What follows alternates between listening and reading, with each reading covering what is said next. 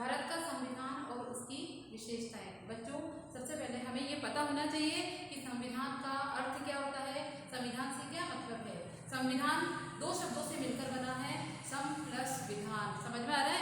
सम plus विधान अर्थात जहाँ कानून बराबर हो, जनता के लिए जो कानून बनाए जाएंगे वो सभी के लिए बराबर होने चाहिए। इसी के लिए संविधान सभा का निर्माण किया गया और संविधान सभा का निर्माण करके हमारे देश के संविधान का निर्माण भी किया गया। इसके बारे में हमारे भीमराव अंबेडकर, जो कि संविधान सभा की प्रारूप समिति के अध्यक्ष हैं, उन्होंने अपनी एक बात कही। उन्होंने कुछ कहा है कि मैं अनुभव करता हूँ कि भारतीय संविधान कार्य संचालन योग्य है, लचीला है तथा इसमें शांति काल और युद्ध काल में एकता बनाए रखने का सामर्थ्य है। क्या कहा है भीमराव अंबेडकर ने? कि हमारे संविधान में शांति काल और युद्ध काल में देश की एकता बनाए रखने का सामर्थ्य है, शक्ति है। इसीलिए इस सुंदर से संविधान का निर्माण करने की जो जिम्मेदारी है वो भीमराव अंबेडकर ने निभाई। इसके बाद संविधान सभा में जब संविधान का निर्माण किया गया, संविधान है क्या? यह एक लिखित दस्तावेज है, एक लिखा हुआ दस्तावेज है जिसमें समस्त कार्य, मूल अधिकार, मूल कर्तव्य, नीति निर्देशक तत्व, आर्टिकल्स, अनुच्छेद, धाराएं, ये सभी आपको लिखित रूप में मिलेगी। तो संविधान क्या है? संविधान आपका एक लिखित दस्तावेज है। संविधान के बारे में भीमराव अंबेडकर के अलावा जब ये संविधान का निर्माण हो गया तब संविधान सभा में अस्थायी अध्यक्ष के रूप में चुने गए सच्चिदानंद सिन्हा। कौन चुने गए? संविधान सभा के अस्थायी अध्यक्ष। एक नंबर का क्वेश्चन है, अस्थायी अध्यक्ष डॉक्टर सच्चिदानंद सिन्हा को चुना गया और उसके 2 दिन बाद ही डॉक्टर राजेंद्र प्रसाद को स्थायी अध्यक्ष के रूप में चुन लिया गया। तो आप जानते हैं संविधान सभा का अस्थायी अध्यक्ष डॉक्टर सच्चिदानंद सिन्हा, अस्थायी अध्यक्ष के बाद स्थायी अध्यक्ष डॉक्टर राजेंद्र प्रसाद, उसके बाद आपके प्रारूप समिति के अध्यक्ष आपके डॉक्टर भीमराव अंबेडकर, उसके अलावा आपकी संवैधानिक समिति के अध्यक्ष BN राव, उनको चुना गया। इस प्रकार इस संविधान को निर्माण करने का कार्य किया गया। संविधान एक दिन में नहीं बना है, इसको बनाने में भी समय लगा है। संविधान के बारे में आप ये समझिए कि संविधान जो किसी भी देश का जो संविधान है वो उस देश की राजनीतिक व्यवस्था, उस देश के लोगों की आस्था, विश्वास, शाश्वत मूल्यों और सिद्धांतों को दर्शाता है, उस देश की सामर्थ्य को दर्शाता है। हमारे लिए और भी अच्छी बात यह है कि हमारे देश के संविधान निर्माताओं ने हमारे देश की राजनीतिक, आर्थिक, सामाजिक समस्त परिस्थितियों का ध्यान रखते हुए इस संविधान का निर्माण किया। उनका एक ही लक्ष्य था, एकमात्र लोक कल्याणकारी राज्य का निर्माण करना। इसी इरादे को ध्यान में रखते हुए उन्होंने संविधान का निर्माण किया, एक लिखित दस्तावेज का निर्माण किया। इसके बारे में संविधान का निर्माण किया। संविधान के अंतर्गत हम लोग संविधान की कुछ विशेषताएं हैं जो हम इस अध्याय के अंतर्गत पढ़ेंगे। सबसे पहले आपकी विशेषता है संपूर्ण प्रभुत्व संपन्न संविधान। संपूर्ण प्रभुत्व संपन्न संविधान, ये हमारे संविधान के पहला वाक्य है। संपूर्ण प्रभुत्व संपन्न से क्या मतलब है? संपूर्ण प्रभुत्व संपन्न का मतलब है कि इसका समस्त जो क्षेत्र है, इसका समस्त जो कार्यभार है, इसका समस्त जो संबंध है, वो एकमात्र जो सत्ता है वो जनता में निहित है। किसमें निहित है? जनता में निहित है। आपको अब्राहम लिंकन की परिभाषा याद होनी चाहिए, जनता का, जनता के लिए और जनता के द्वारा किया गया कार्य। तो हमारे संविधान को जनता की, हमारे संविधान की जो सत्ता है, लोकतंत्र की जो सत्ता है वो जनता में ही निहित है। तो यही आपका पहली विशेषता कहती है कि हमारा संविधान प्रभुत्व संपन्न संविधान है। उसके बाद आपकी दूसरा विशेषता है आपकी प्रस्तावना। तो डॉक्टर भीमराव अंबेडकर जो है उन्होंने कहा है कि प्रस्तावना जो है वो क्या है? संविधान की आत्मा है। क्या है? संविधान की आत्मा। प्रस्तावना के बारे में एक और व्यक्ति है जिनका नाम है doctor KM Munshi. Doctor KM Munshi ने कहा है कि जो प्रस्तावना है वो संविधान की राजनीतिक कुंडली है। क्या है? राजनीतिक कुंडली। आपके लिए क्वेश्चन है कि किसने कहा है कि संविधान प्रस्तावना जो है वो संविधान की राजनीतिक कुंडली है? तो KM मुंशी का नाम याद हो जाना चाहिए। उसके अलावा संविधान में प्रस्तावना को आत्मा कहा है। जिस प्रकार व्यक्ति के शरीर में अगर आत्मा नहीं हो तो शरीर बेजान है, उसी प्रकार अगर संविधान में ये प्रस्तावना नहीं संविधान भी बेजान हो जाएगा। तो प्रस्तावना का महत्व इसी से है। उसके अलावा प्रस्तावना की पहली लाइन है, हम भारत के लोग भारत को प्रभुत्व संपन्न लोकतंत्रात्मक गणराज्य बनाए रखने के लिए उसको अधिनियमित, आत्मार्पित और अंगीकृत करते हैं। तो ये हमारी संविधान सभा की प्रस्तावना है, जिसे आत्मा कहा गया संविधान की। उसके बाद तीसरा आता है आपका विश्व का सबसे लिखित सबसे विशाल संविधान। विश्व का सबसे विशाल संविधान।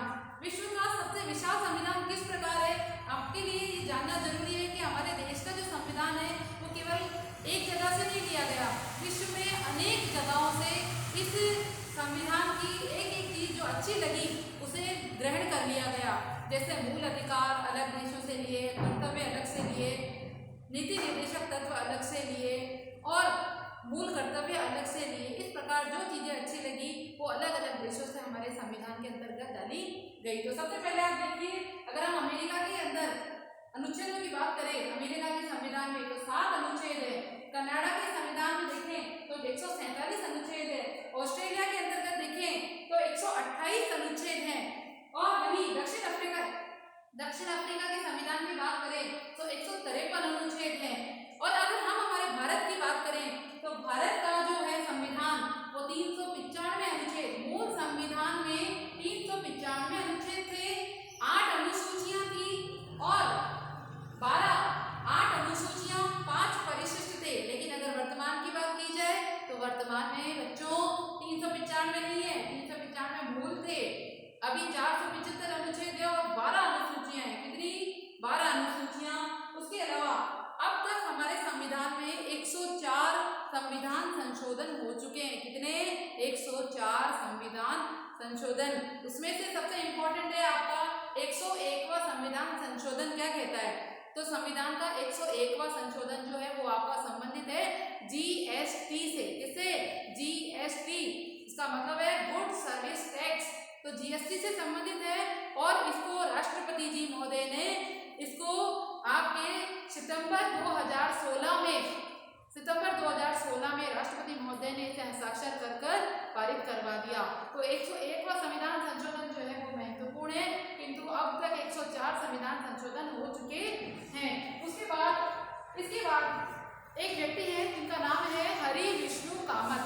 ठीक है, हरि विष्णु कामत महोदय ने कहा है कि हमें गर्व है कि हमारे संविधान का हमारा संविधान जो है वो इतना विशाल है और लिखित है। हमारे संविधान की विशालता के बारे में डॉक्टर हरि विष्णु कामत ने अपना व्यंग्य दिया। उसके बाद आपका अगला आता है चौथा पॉइंट आता है आपका लिखित एवं निर्मित संविधान। क्या है? लिखित एवं निर्मित संविधान। मैंने आपको पहले ही बताया कि हमारा जो संविधान है वो लिखित दस्तावेज है, सब कुछ लिखा हुआ है। आपके मौलिक सिद्धांत, आपके कर्तव्य, मूल अधिकार, जितने भी आर्टिकल्स हैं वो सब लिखित रूप में है। और ये एक दिन में तो लिखा नहीं गया, इसको लिखने में समय लगा है आपका 2 वर्ष। आपका समय लगा है 2 वर्ष 11 माह 18 दिन। कितना समय लगा है? 2 वर्ष। आप मेरे साथ बोल सकते हैं 2 वर्ष 11 माह 18 दिन का समय लगा है। अब तक हमारे संविधान में 104 संविधान संशोधन हो चुके हैं। 101वां संविधान संशोधन आपका जीएसटी से संबंधित है, ये आपके लिए इम्पोर्टेंट है। उसके बाद आपका सबसे इम्पोर्टेंट विशेषता आती है मौलिक अधिकार। क्या है? मौलिक अधिकार और मौलिक कर्तव्य। आप कक्षा 9वीं, 8वीं और कक्षा 6 से पढ़ते आ रहे हैं कि हमारे मौलिक अधिकार कितने हैं, हमारे मौलिक कर्तव्य कितने हैं। तो आज जानिए आपके मौलिक अधिकार। संविधान का निर्माण होते समय सबसे पहले आप ये जानिए कि मौलिक अधिकार क्या है। हमारे अपने मूल अधिकार मौलिक अधिकार कहलाते हैं। इसका संविधान में अनुच्छेद 3 में जिक्र हुआ है। मौलिक अधिकार अनुच्छेद 3 में है और इसके आर्टिकल है, ये स्टार्ट होते हैं संविधान में अनुच्छेद 12 से लेकर 35 के अंतर्गत मूल अधिकारों का वर्णन किया गया है। ठीक है, 3 भाग में है मौलिक अधिकार और अनुच्छेद 12 से लेकर 35 तक इसका वर्णन किया गया है। उसके बाद आपको पता होना चाहिए जब संविधान का निर्माण किया गया बच्चों, तो उस दौरान हमारे 7 मौलिक अधिकार थे। कितने? 7 मौलिक अधिकार। किंतु एक अधिकार ऐसा था जिसे 44वें संविधान संशोधन के दौरान मोरारजी देसाई उस समय प्रधानमंत्री थे, 44वें संविधान संशोधन के तहत मोरारजी देसाई जो थे उन्होंने इस संपत्ति के अधिकार को संविधान से हटा दिया गया ताकि लोगों के मन में जो भेदभाव की स्थिति है वो खत्म हो जाए, क्योंकि संपत्ति का अधिकार जिसके पास संपत्ति है उसको महत्व ज्यादा देता है। तो संविधान ने समान अधिकार रखने की नजर से इसे हटा दिया और उसके बाद हमारे संविधान में 7 की जगह मात्र 6 अधिकार रह गए, जिसमें आप सभी जानते हैं 6 अधिकार कौन से हैं, हम आगे और पढ़ेंगे। उसके बाद 7 मूल अधिकारों के अलावा एक और अधिकार जुड़ा हुआ है आपका 86वां संविधान संशोधन 2002। 86वां संविधान संशोधन 2002 के तहत शिक्षा का मूल अधिकार जोड़ा गया। ठीक है, शिक्षा का मूल अधिकार जोड़ा गया। क्या जोड़ा गया कि 6 से 14 वर्ष के जो बच्चे हैं उन्हें उनका अधिकार है विद्यालय में पढ़ना। तो माता पिता का अधिकार, बच्चों का अधिकार है पढ़ना और माता पिता का कर्तव्य क्या है, माता पिता का कर्तव्य है 6 से 14 वर्ष के बच्चों को विद्यालय भेजना। तो शिक्षा का अधिकार 86वां संविधान संशोधन 2002 अनुच्छेद 21 क के तहत इसे भी संविधान में शामिल किया गया। उसके बाद मूल कर्तव्य भी हमें संविधान के अंतर्गत प्रदत्त किए गए हैं। मौलिक अधिकार अगर हमें अमेरिका से मिले हैं तो मूल कर्तव्य हमने रूस से लिए हैं। कहाँ से लिए हैं? रूस से लिए हैं। मूल अधिकार भी आपके 42वां संविधान संशोधन 1976 के तहत जब मूल कर्तव्य बनाए गए, 42वां संविधान संशोधन 1976 के तहत मूल कर्तव्य 10 थे। कितने? 10। लेकिन वर्तमान पूछा जाए तो मूल कर्तव्य आपके कितने हैं? 11। कितने हैं? और 11वां मूल कर्तव्य है 6 से 14 वर्ष के बच्चों का, क्योंकि माता पिता उन्हें विद्यालय भेजे, ये उनका कर्तव्य है और बच्चों का अधिकार भी है। इसके बाद आपकी 6ठी विशेषता आती है वयस्क मताधिकार। और आपको पता है वयस्क मताधिकार का मतलब क्या होता है? क्या होता है? 18 वर्ष की आयु वाला हर युवक वयस्क कहलाता है। तो 18 वर्ष की आयु वाले हर नागरिक को संविधान के अंतर्गत अपने मत का उपयोग करने का अधिकार है। वो अपने मताधिकार के द्वारा संविधान के अंतर्गत समस्त कार्यों में भाग ले सकता है। तो ये है आपका वयस्क मताधिकार। 18 वर्ष का व्यक्ति आपके संविधान के हर प्रक्रिया में भाग ले सकता है, चुनाव में भाग ले सकता है, समस्त कार्य कर सकता है। वो एक वयस्क हो जाता है, एक युवा बन जाता है।